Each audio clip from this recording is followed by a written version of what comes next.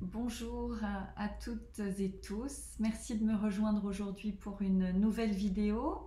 Alors, on m'a dit la dernière fois, Annabelle, tu ne t'es pas présentée sur ta dernière vidéo, c'est vrai. Et comme c'est ma chaîne, j'ai l'impression d'être chez moi, donc je ne m'y présente pas. Alors, je vais suivre un petit peu les règles quand même.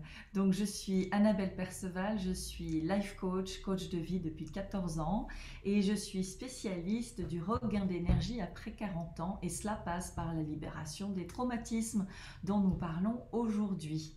Alors, euh, pour vous parler de cette libération des traumatismes, alors j'ai reçu, merci à elle, j'ai reçu la question de Catherine, à laquelle je vais tenter de répondre également.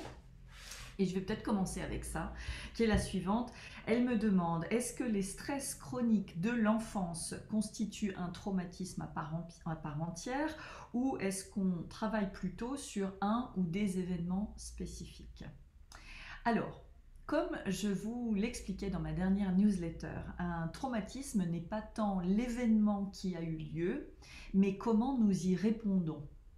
D'ailleurs, vous savez bien que face à un même type de situation difficile, tout le monde n'a pas la même façon d'y répondre, d'accord?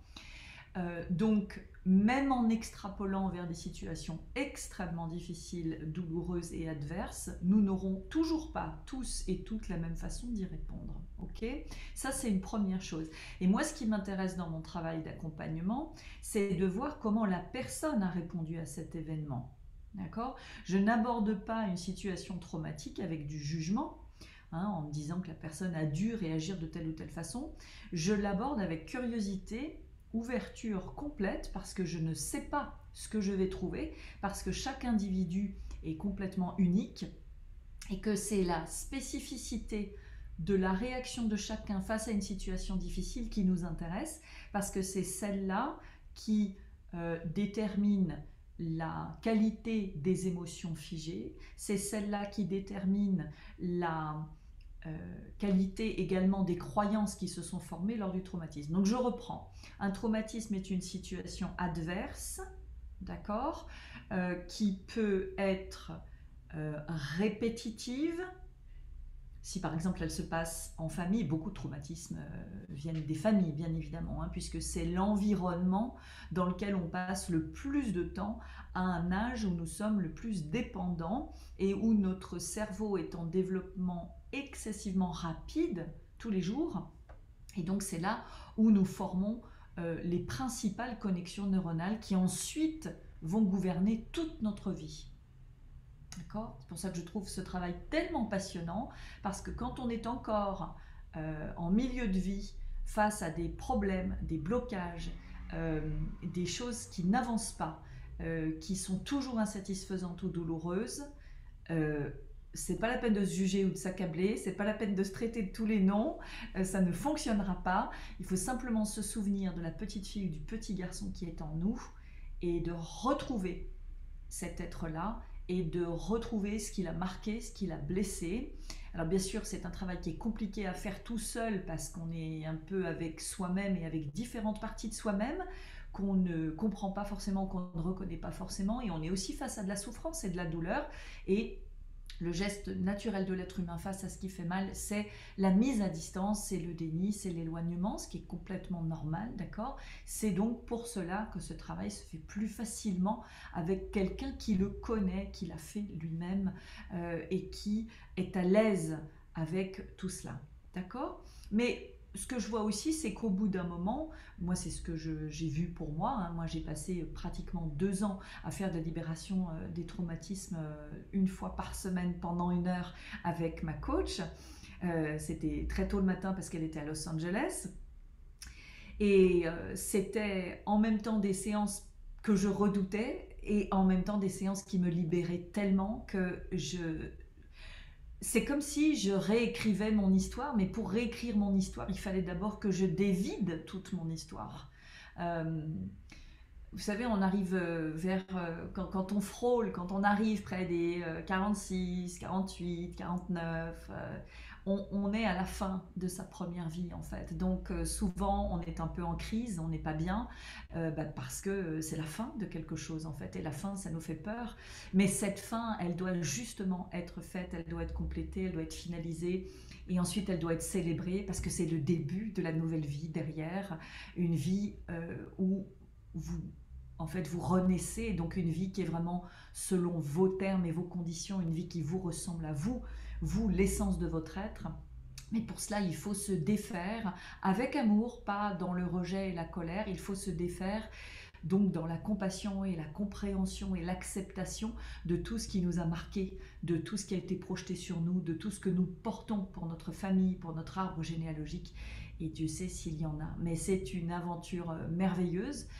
Moi, je ne vous conseillerais jamais assez que de plonger dans la connaissance de vous-même parce que c'est le plus bel investissement que vous pouvez faire, parce qu'il est à vie, il est pour vous, et il est aussi à démultiplier ensuite pour les autres. Je pense notamment à vos enfants, à vos petits-enfants, tous les gens que vous aimez et auprès desquels vous voulez rester longtemps. Donc, je reviens à ce traumatisme. Donc, ça n'est pas tant la situation, mais la façon dont on y répond. Il y a donc les traumatismes répétés pendant des années, des années, des années, et il y a un traumatisme qui peut arriver une fois. D'accord? Donc, en effet, ce sont des choses différentes. Et pour répondre à Catherine, ce que tu appelles les stress chroniques de l'enfance sont composés de différentes situations qui, si on les regarde à peu près toutes, c'est-à-dire on les délimite, on les catégorise. Il y a des situations de violence, il y a des situations de manipulation, il y a des situations où on a été ridiculisé dans nos émotions.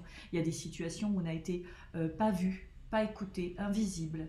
Il y a des situations où on ne nous a pas fait confiance, etc., etc. D'accord? Donc il faut aussi catégoriser tous ces types de situations. Et ensuite, comme je dis souvent aux personnes, il n'y a rien à préparer avant une séance de libération du traumatisme, il n'y a rien à rechercher intellectuellement, puisque de toute façon, ça n'est pas une démarche intellectuelle, c'est une démarche du cœur, c'est une démarche énergétique et spirituelle. Ce que je propose en revanche, c'est toujours de méditer une petite dizaine de minutes avant qu'on se connecte sur Zoom, pour simplement sentir où on en est, se centrer, respirer, quitter sa tête, peut-être écrire un petit peu, qu'est-ce qu'on ressent, est-ce qu'on a des appréhensions, à quoi est-ce qu'on pense, est-ce qu'il y a quelque chose qu'on aimerait travailler, mais on a tellement peur de le travailler parce qu'on a peur de véritablement dépasser ce voile et de comprendre et de circonscrire vraiment ce qui s'est passé, ce qui s'est joué. Et tout ça a de la valeur, tout ça est important, tout ça existe et on prend tout ça. Fait, hein. Et ensuite, pendant le travail de libération du traumatisme à part entière, en fait, on se laisse guider. Voilà. Moi, je suis beaucoup mon intuition, bien évidemment. Ça va très très vite, en fait. Dans les mots que la personne utilise, on sent tout de suite de quoi elle parle. On sait, on voit immédiatement à quoi elle fait référence comme blessure. Et ensuite, si elle peut se détendre. Donc moi, je vous amène à utiliser un certain type de respiration qui permettent de réguler le système nerveux, qui permettent de baisser l'activité des ondes cérébrales, qui permet donc de stopper l'activité du mental qui a peur, qui dit stop, qui veut se protéger encore et encore. Si vous êtes là à écouter cette vidéo, c'est que probablement vous savez que se protéger, oui, ça fonctionne jusqu'à un certain niveau, ça nous permet d'être aujourd'hui en vie, mais ça ne permet pas de s'épanouir, d'avoir une vie qui nous convienne véritablement, d'être en santé psychique et physique non plus. Donc, quand on arrive à ces conclusions-là, on cherche d'autres façons et surtout n'arrêtez jamais de chercher, voilà, et essayez tout ce qui est possible parce que vous trouverez obligatoirement. Celui qui ne trouve pas, c'est celui qui a arrêté de chercher. Alors, ce traumatisme, alors Catherine, j'espère que j'aurai répondu à ta question. Donc, il y a en effet plein de petits, moyens et grands traumatismes dans la vie d'un être humain, bien évidemment. Il y en a certains qui sont plus importants que d'autres, qui nous ont véritablement marqués. À quoi est-ce que l'on reconnaît un traumatisme? Généralement, ça a formé une image dans votre tête que vous n'oublierez plus jamais.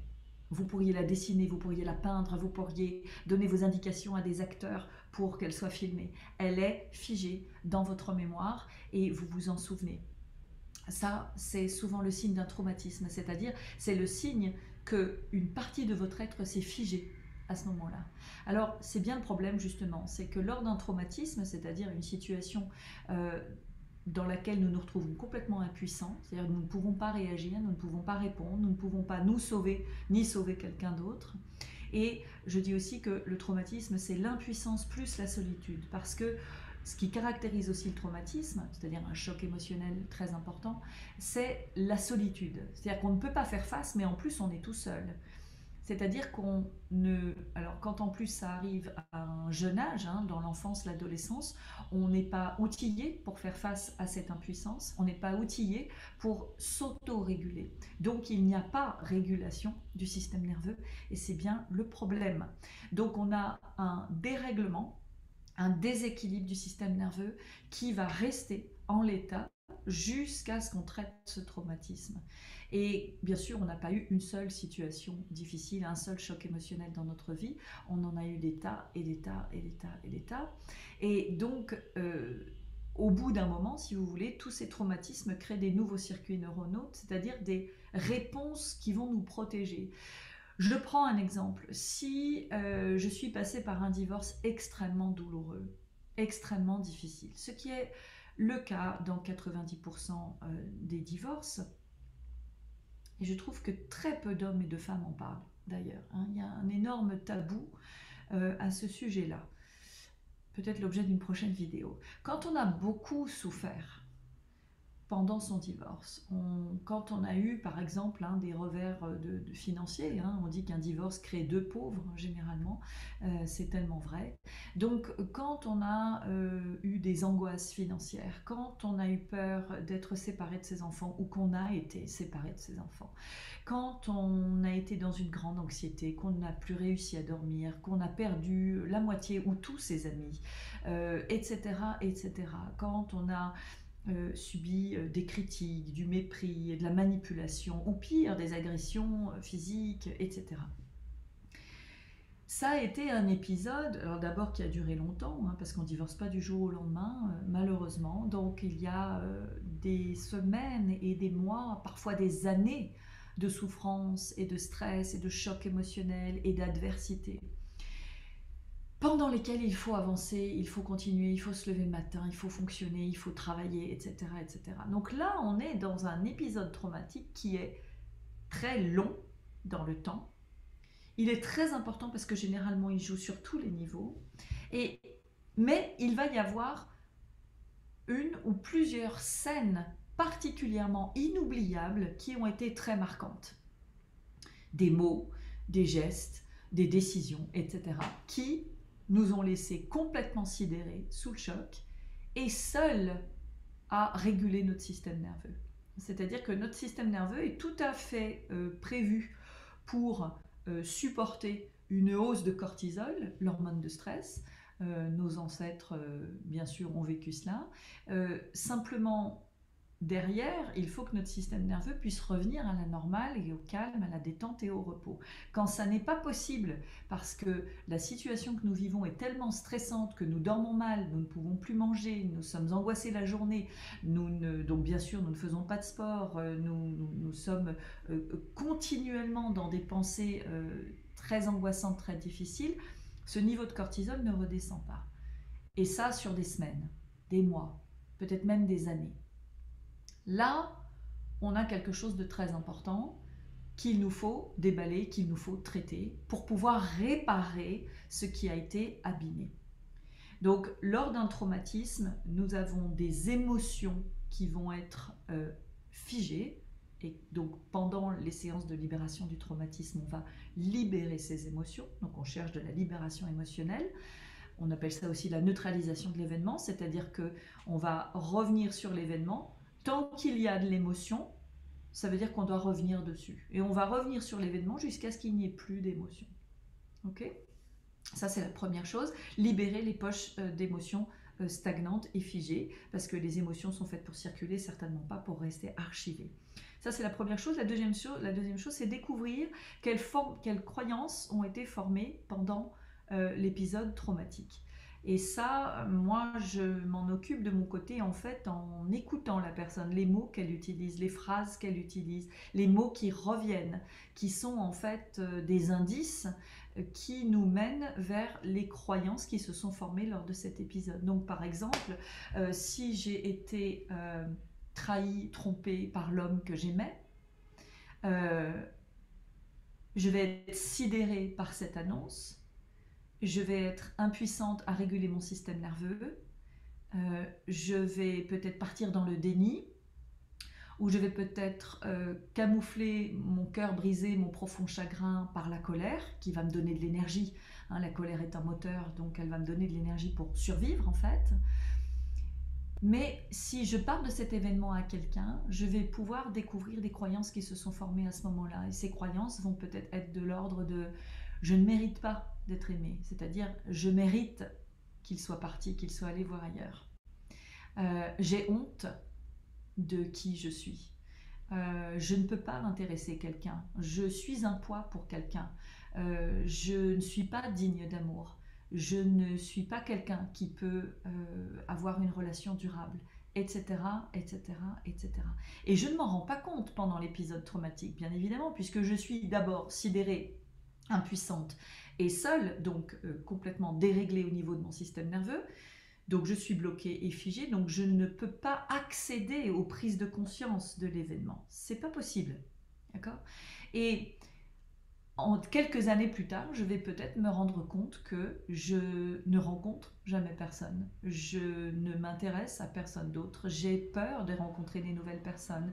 Quand on me conseille de parler à telle ou telle personne, je n'y vais pas, je me sens timide, je me sens bloquée, je me sens mal à l'aise. Et je vais compenser autrement. Je vais peut-être compenser en étant hyper proche de mes enfants et tout le temps avec eux, ou compenser et être la super meilleure amie de toutes mes amies qui vont pas bien et passer du temps avec elles. Mais ne surtout plus jamais me mettre en direction de cette zone affective, amoureuse qui m'a tant blessée, mais surtout dans laquelle ces croyances se sont formées.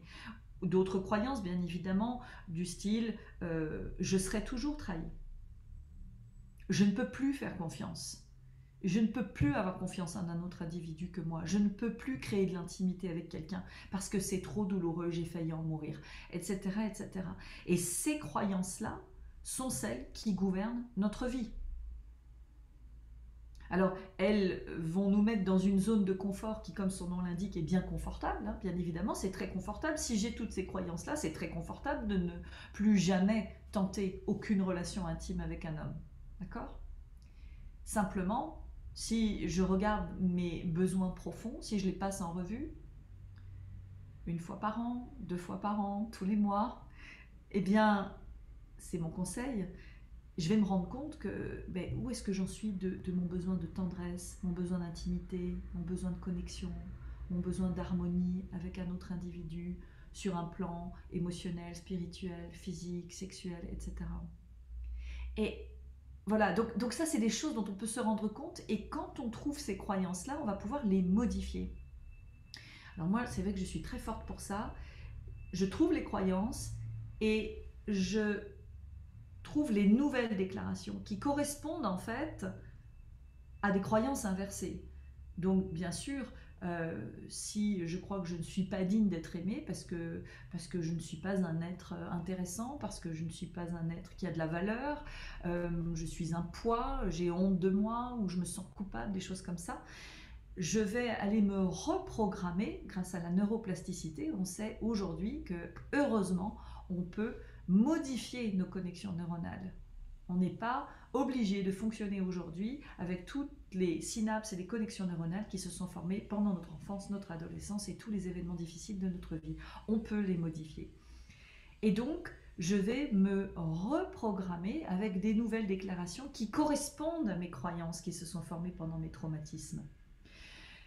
Alors, on est un peu dans les affirmations positives, mais des affirmations positives qui me correspondent, pas qui correspondent à tout le monde. Elles sont spécifiques à mon histoire, elles sont spécifiques à mes traumatismes, elles sont spécifiques aux croyances qui se sont formées pendant ces événements-là. Et ça va être aussi une partie importante du travail de la personne, un travail en toute autonomie, où plusieurs fois par jour, tous les jours, elle doit se reprogrammer Et ça n'est pas un exercice, ça n'est pas pour faire joli, c'est pas pour se sentir mieux pendant 5 minutes, c'est une démarche neuroscientifique. D'accord? Qui vaut aussi bien que comment ça s'appelle, le neurotraining, le neurofeedback, etc. Sauf que là, au lieu d'avoir une machine, vous avez vos nouvelles déclarations et c'est vous qui les exprimez, qui les déclarez tous les jours, tout le temps, tous les soirs, sans arrêt. Parce que vous savez que vous voulez vous reprogrammer, parce que vous avez pris conscience de votre programmation initiale. C'est ce qui se passe aussi pendant ces séances de libération du traumatisme, c'est que la personne prend conscience véritablement et sans aucun jugement de sa programmation. Voilà, c'est-à-dire que nous avons un programme qui fait que nous avançons dans notre vie et dans nos journées de telle ou telle façon. Si ce programme donne de la pénurie financière, de la pénurie amoureuse, des problèmes de santé, de la tristesse, de l'anxiété, etc., etc., il est évident que nous devons changer cette programmation. D'accord? Et c'est possible. Donc voilà, la réalisation de la programmation, c'est voilà, une prise de conscience qui est très très très importante pendant ce travail-là, parce qu'il va faire que la personne va se mettre en action. Elle va comprendre que toute cette chape de plomb contre laquelle elle se débat depuis des années était dans son subconscient, donc elle ne pouvait pas mentalement bien sûr la modifier.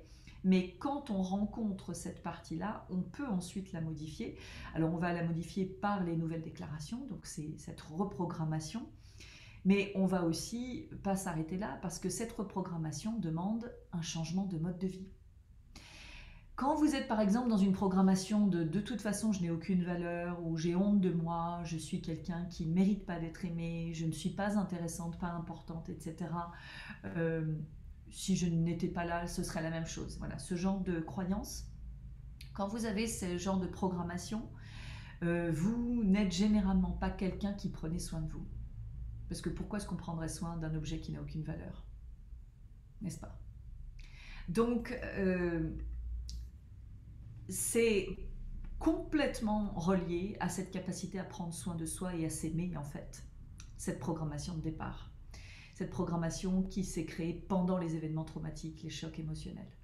Donc, quand on retrouve cette programmation de départ, on peut enfin la modifier et la personne peut enfin comprendre qu'il est temps maintenant de s'aimer, de prendre soin d'elle-même, d'être la priorité de sa vie, d'être au centre de sa vie, avec beaucoup d'amour, beaucoup de compassion, de patience, de délicatesse, de douceur. Pas dans la brusquerie, et la violence, la critique et le jugement. Alors, quelqu'un m'avait demandé également, mais est-ce qu'en une séance on peut... Bon, alors je réponds en souriant à cette question, même si je ne devrais pas y répondre, d'accord? Bien sûr que non, d'accord? On ne fait jamais les choses en une fois, c'est évident, je pense que vous le savez. Tout notre parcours, quand nous réussissons à le modifier vers la destination où nous voulons aller, j'espère que votre destination, c'est le bonheur, c'est la liberté, c'est la joie, c'est l'épanouissement. Eh bien, ça nous demande du travail, bien évidemment. Ça nous demande du travail comme toute entreprise de valeur. Entreprendre quelque chose qui a de la valeur et qui va durer, ça nous demande du travail, c'est évident. Donc, c'est un travail très profond qui nous demande d'y revenir, bien sûr, parce que nous avons connu pas mal d'épisodes compliqués. Et en même temps, je crois que quand on a fait le tour des 10-15 épisodes les plus difficiles de notre vie, ceux qui ont été les plus douloureux, qui nous ont fait le plus souffrir, on a circonscrit à peu près la majeure partie des croyances qui gouvernent notre vie aujourd'hui et qui créent les blocages que nous vivons dans notre quotidien. Et avec l'habitude, avec la pratique des nouvelles déclarations, avec les prises de conscience qui vont avec ce travail, en autonomie, vous modifiez votre mode de vie, c'est-à-dire votre façon de vous traiter, votre façon d'être en relation avec vous-même. Et là, tout est bon, parce que vous avez les informations, vous savez ce qui est bon pour vous, vous savez ce que vous devez faire pour être en équilibre dans votre vie, vous le savez très bien. Le problème numéro 1 de l'être humain, c'est qu'il ne met pas en place tout ce qu'il sait. Ou alors il le met en place pendant une semaine, pendant un mois, et puis ensuite, boum, boum, boum, ça dégringole et il arrête. Sauf que notre vie, c'est tous les jours. Et que donc, pour revenir à l'équilibre et pour vivre cette vie épanouie, où nous sommes heureux, selon nos conditions à nous, pas celles du voisin, pas celles du frère ou de la sœur ou des parents ou des amis, cela nous demande une chose, la constance. La constance. Mais comme tout, d'accord, comme une relation amoureuse à quelqu'un d'autre, si je ne suis pas constante dans mon amour et mon attention pour l'autre, la relation ne va pas durer. Même chose avec moi, si je ne suis pas constante dans cette relation d'amour et d'attention avec moi-même, je vais me remettre en déséquilibre très régulièrement. Ok? Alors je regarde si j'avais autre chose à vous dire sur la libération du traumatisme. Oui, je voulais vous dire aussi, parce que c'est vraiment très important, les événements traumatiques sont une des causes, sinon la principale cause de l'épuisement surrénal dans lequel toute personne qui arrive vers ses 45 ans se retrouve. Pourquoi? Parce que comme il n'y a pas eu régulation du système nerveux à chaque fois, comme les niveaux de cortisol sont restés en haut et ne baissent plus, cette personne est en épuisement surrénal. C'est-à-dire qu'il y a comme message véhiculé par les hormones, danger, survie. Parfois depuis l'enfance. Ce qui va donner des personnes qui vont aller vers des aliments qui vont donner de l'énergie immédiatement, sucre, tabac, alcool, café. Et bien sûr, ces aliments-là, vous le savez, sont des aliments acidifiants qui vont complètement déséquilibrer votre système hormonal qui est déjà déréglé à cause des événements traumatiques.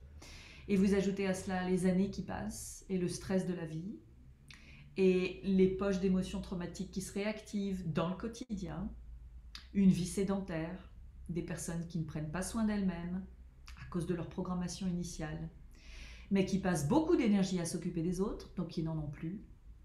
Eh bien ça nous donne, et c'est ce que j'observe depuis 1 an que j'anime Nouvelle Énergie, des personnes qui arrivent justement entre 45, 49, 52 ans à une situation en fait de santé globale qui est catastrophique. Problème de sommeil, problème d'humeur, stress, anxiété, addiction alimentaire ou troubles alimentaires, grande fatigue, épuisement, insatisfaction globale, sans parler de toutes les choses matérielles de leur vie qui n'avancent pas comme elles voudraient. Et je suis tellement heureuse de pouvoir faire le lien entre toutes ces situations parce que pour moi c'était la pièce manquante du puzzle, dans ma propre trajectoire également. Et quand vous avez tous les ingrédients pour l'équation, eh bien toutes les portes et toutes les fenêtres s'ouvrent en fait et vous retrouvez une énergie incroyable pour enfin vous mettre à prendre soin de vous, vous aimer de façon spirituelle, émotionnelle, mentale, psychologique, physique et cellulaire. Et n'est-ce pas une excellente, sinon la seule façon de commencer sa deuxième vie, que je vous souhaite très longue. J'en parlais l'autre jour avec une cliente que j'accompagne depuis un moment et qui me disait « Mais moi, je veux vivre très, très, très, très, très longtemps. » Manon, si tu nous écoutes. Et je lui disais « Oh bah écoute, moi, c'est la même chose. Je le dis à personne parce que généralement, ça n'amuse pas les gens. Mais moi, c'est la même chose. Alors bien sûr, pourquoi est-ce qu'on ne veut pas vivre très, très, très, très, très longtemps? Parce qu'on a peur de la maladie, on a peur de ce qu'on voit, on a peur de toutes ces maladies dégénératives, on a peur d'être limité, de ne plus plaire, de ne plus être joyeux. Mais et si c'était l'inverse? Et si on se mettait tous à imaginer que c'est possible? Et si on s'y mettait? Parce que c'est possible. C'est possible. Et quand c'est ce que vous voulez, quand c'est la destination que vous visualisez, alors tout s'aligne et tout s'orchestre naturellement pour que vous puissiez matérialiser et manifester ça. C'est mon objectif et c'est celui de toutes les personnes que j'accompagne. Donc je suis très très heureuse et j'ai beaucoup de chance d'être à la place où je suis aujourd'hui. Et depuis mai dernier, je suis accompagnée par mon père, qui a été médecin pendant de longues années et qui a aidé énormément de personnes. Et je le remercie d'être à mes côtés également pour me soutenir dans tout ce travail. Merci d'avoir été là pour cette vidéo. Si vous avez des questions, n'hésitez pas à les glisser en commentaire sous la vidéo, à me les envoyer par mail, annabelle.perceval@gmail.com. Les séances de libération du traumatisme sont restées à 60 € après la promotion que je vous avais faite pour les découvrir. Beaucoup de personnes ont choisi de s'engager dans ce travail. C'est un travail, il demande votre courage, votre engagement, votre investissement, mais il est tellement fructueux et tellement libérateur. Et si la peur est la seule chose qui vous retient, alors venez avec votre peur, tout simplement. Elle a sa place, il n'y a aucun problème. Je n'ai pas peur de vos peurs. Et j'aimerais tellement que vous découvriez tout ce qu'il y a derrière tout ça. Merci d'avoir été là aujourd'hui. Je vous donne rendez-vous pour une prochaine vidéo. À bientôt. Au revoir.